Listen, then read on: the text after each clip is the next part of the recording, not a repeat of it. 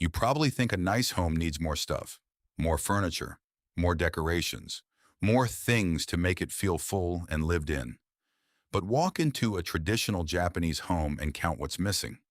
No side tables crowding the corners, no shelves full of things nobody looks at, no pile of mail by the door, and yet it feels warmer than most Western homes stuffed with furniture. Today, you'll discover the 10 things Japanese homes almost never have, and why removing them from your own space might be the fastest way to feel calmer without spending a single dollar.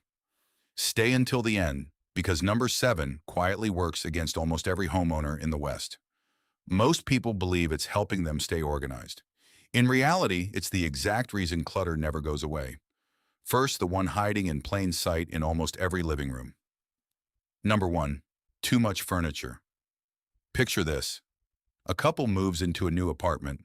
The living room feels a little empty, so they add a side table. A few months later, a bigger couch.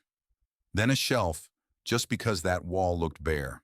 Nothing dramatic ever happens. The room just slowly fills up until one day it feels crowded, and neither of them can say exactly when that happened. In Japan, there's a different relationship with space. Empty space isn't unfinished. It's called ma. The idea that the space between things matters just as much as the things themselves.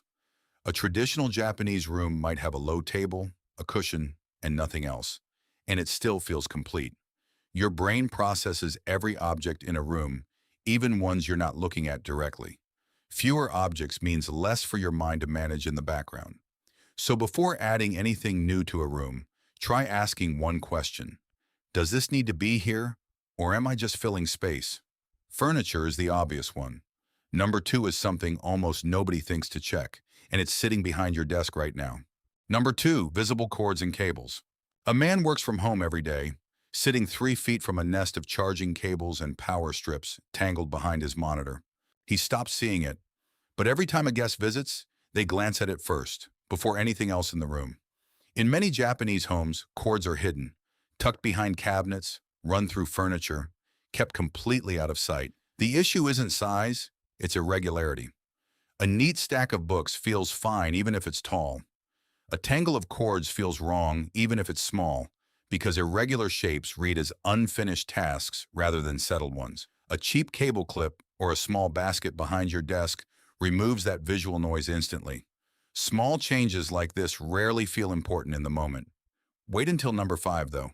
The same principle, applied to something bigger, changes an entire room in about 10 minutes. Number 3, a collection of knickknacks. A shelf in an old family home holds 40 small souvenirs from 40 different trips. Ask the owner what's on it, and she can only name 3 of them without looking. Most Western homes accumulate dozens of these over the years. Each one seems harmless on its own. Japanese interior philosophy takes a different approach, rooted in the idea of mono no aware, a gentle awareness that objects, like moments, are temporary. Instead of keeping everything on permanent display, many Japanese households rotate a small number of meaningful items rather than showing all of them at once. One vase, one piece of art, nothing competing for attention. Not a rule against personality, the opposite. When only 3 objects are on display, all 3 actually get noticed. When 40 are, none of them do. Try it. Pick your 3 favorite decorative items in a room. Put the rest away for a month. Watch how much more those 3 stand out. The next one hides in almost every closet in the country. Number 4, backup duplicates of everything. A woman opens her linen closet looking for a towel. She finds 9, 3 she uses. 6 she hasn't touched in over a year, kept just in case the others wear out. This is one of the biggest differences between Japanese homes and Western ones. Many Japanese households, especially in smaller apartments, keep only what's needed for daily life. 1 set of most things, maybe 2. This is about decision fatigue more than frugality. Every duplicate is one more option your brain has to sort through before picking the towel, the mug, the tool you actually want. 9 choices instead of 3 isn't more freedom. It's more friction every single time. Pick one category, towels, mugs, tools, and cut it down to what you'd actually use in a normal week. Everything else can go. It gets more interesting from here because the next item has nothing to do with objects at all. Number 5. Harsh, bright overhead lighting. A man gets home from work, flips on the overhead light out of habit, and sits down to unwind. Except the room feels more like an office than a place to relax. He can't quite explain why. He just knows the evening never feels as calm as he wants it to. Most Western homes run on that single bright overhead bulb. Functional, efficient, a little cold. Traditional Japanese homes rely on layered, soft lighting instead. Floor lamps, paper lanterns, warm bulbs placed at different heights around a room. Harsh overhead light mimics daylight, which can keep your nervous system slightly more alert, even in the evening. Softer, lower lighting signals rest instead. The fix takes 10 minutes. Swap one bright overhead bulb for a warm-toned lamp in the corner of the room. That single change alters the entire mood of the space. We're halfway through the list. What comes next is something most people do every single day without realizing it's shaping how their whole home feels. Number 6. Cluttered entryways. A woman gets home after a long day, drops her bag by the door, kicks her shoes off wherever they land, and steps over both on her way to the kitchen every single evening without noticing she's doing it. In Japan, the entrance to a home, the genkan, is treated almost like a small threshold ceremony. Shoes come off. They get lined up neatly, facing outward. Nothing is left scattered by the door. The entryway is the first thing you see every time you come home. If it's chaotic, your brain registers disorder the moment you walk in, before you've reached a single other room. A calm entryway sets the emotional tone for everything after it. A simple shoe rack and a small tray for keys and mail can fix this in one afternoon. This next one is the one I promised you at the beginning, and it flips a belief most people never question. Number 7. Just-in-case storage furniture. A man buys a second dresser specifically to finally get organized. 2 years later, the bottom 2 drawers are still full of things he hasn't opened once. The dresser didn't solve the clutter. It just gave the clutter somewhere new to hide. Most people believe more storage means a more organized home.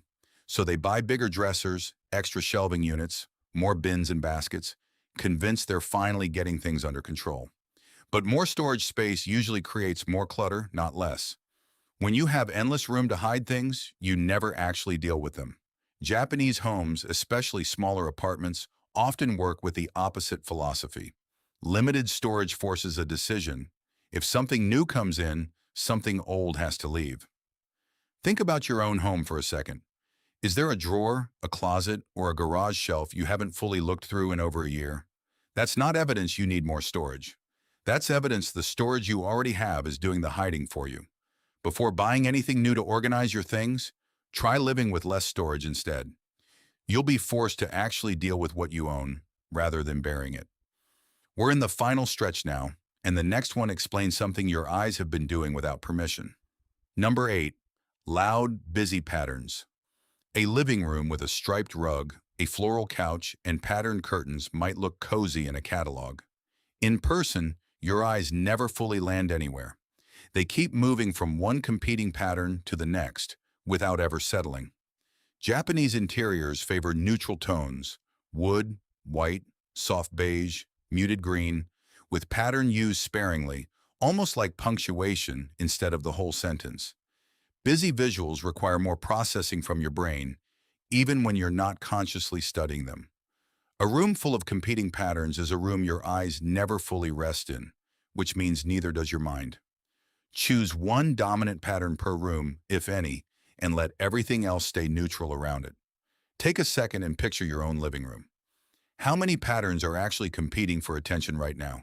Keep that in mind, because the next section explains exactly why letting go of certain things feels harder than it should. Number 9. Piles of someday items. A stack of unread magazines by the couch, craft supplies from a hobby that lasted exactly one weekend, a pair of jeans kept for when I lose 10 pounds. Most people know exactly which pile they're picturing right now. There's usually a small flicker of guilt attached to it, the sense of a promise to yourself that never quite got kept. That feeling is part of why these piles are so hard to touch. Getting rid of the item can feel like giving up on the version of you that was going to use it. Japanese minimalism doesn't ask, might I use this someday? It asks a more honest question, am I using this now? Pick one someday pile in your home right now. Ask yourself honestly if you'll actually use it in the next month. If the answer is no, it goes today, not someday. That single habit tends to clear out half a closet in an afternoon. Last one. And it's the habit that ties every other one on this list together. Number 10. Objects without a home. A father spends 10 minutes every morning looking for his keys because they're never in the same place twice. It's not the keys that are the problem, it's that they don't have a home to return to. In many Japanese households, every object has one specific place it belongs, not a general area, a specific spot. When something is used, it goes right back there automatically. That's the real reason Japanese homes rarely look messy, even mid-use. They don't own less. Everything already has somewhere to return to, so mess never gets the chance to build up. Look around whatever room you're in right now. Pick 5 objects that don't have a real home. Give each one a spot today. So what actually connects all 10 of these?